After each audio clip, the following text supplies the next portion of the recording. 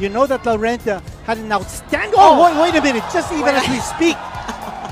Christian Pete Laurente, boksingerong tubong General Santos City na nasa ilalim ng MP o Manny Pacquiao Promotion na ngayon po ay lumalaban sa Super Featherweight Division.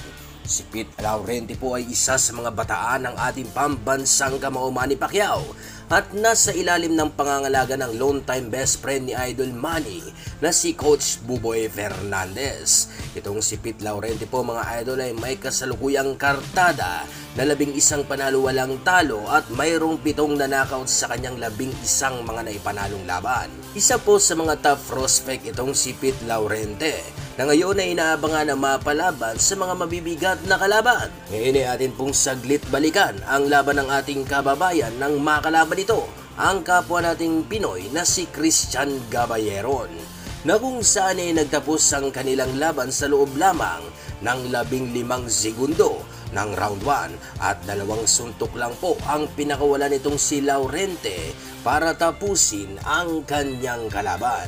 Wait a minute. Just even as we speak.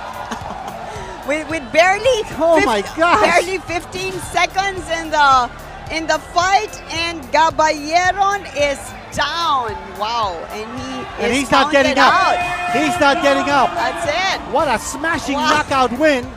Laurente now going over to Gaballeron to check whether he's okay.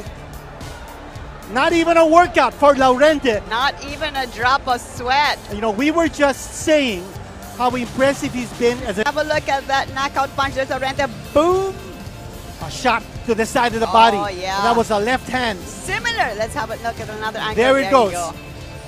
To the side of the body. Ooh, and Gaballeron folding up. Watch him miss. And then the counter strike. Oh, similar to that left hook that Manny Pacquiao dealt Thurman with. Don't you think so? Yeah, similar. But you... Pagkatapos niyan ay nakaharap naman itong si Pete Laurente, itong si Kim Lindog. Pero katulad ng inaasahan, ay nagpakita muli ng lakas itong si Laurente para ang kalaban ay hindi magtagal sa laban.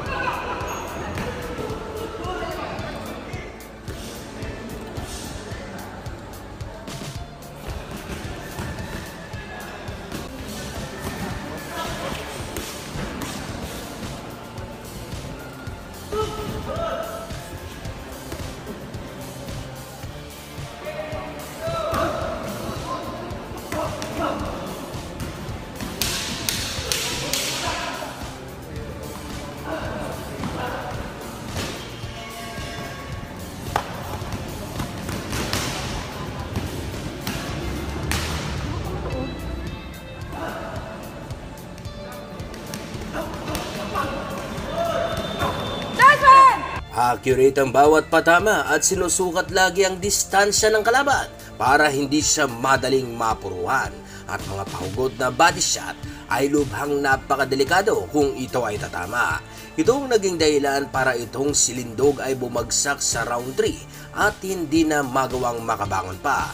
At pagkatapos niyan ay nakaharap naman ito ang mas eksperyensadong boksingero na si Ernie Sanchez na mayroon na pong 36 na nagawang laban. Sa laban na ito ay nakita kung gaano nga ba kalayo ang kakayahan ng bata nitong si Pacquiao dahil sa isa po kasing agresibong boksingero ito na talagang mahusay din magpatama. At may diin po ang bawat suntok na lubos pong nagpapahirap sa mga kalaban.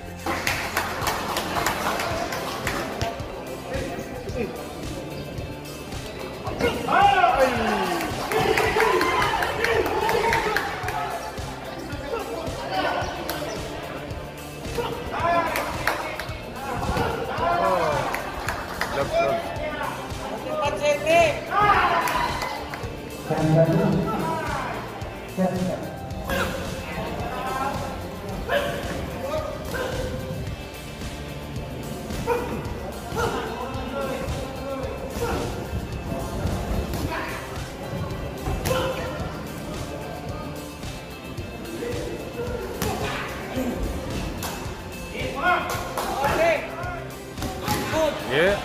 Now, sige.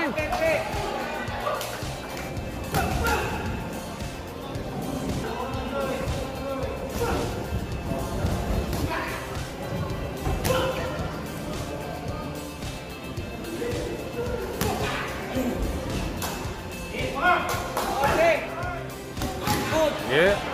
Now, sige.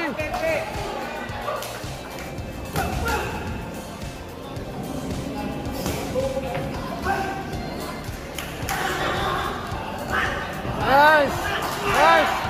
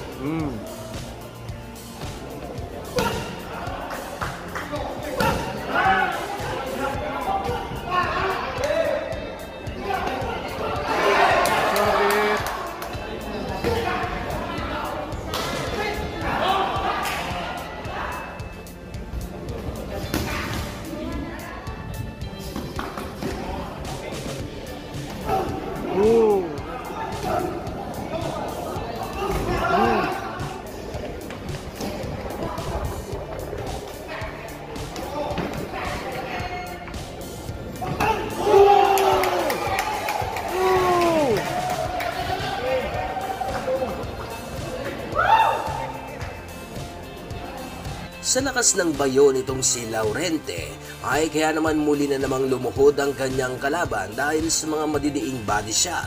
Malaki ang potensyal ng ating kababayan na balang araw ay maging isa sa mga boksingero na ating pakakaabangan na lalaban sa labas ng ating bansa. Kaya naman ano sa tingin nyo mga idol? May chance nga ba itong si Pete Laurente na maging isang ganap na world champion sa hinaharap?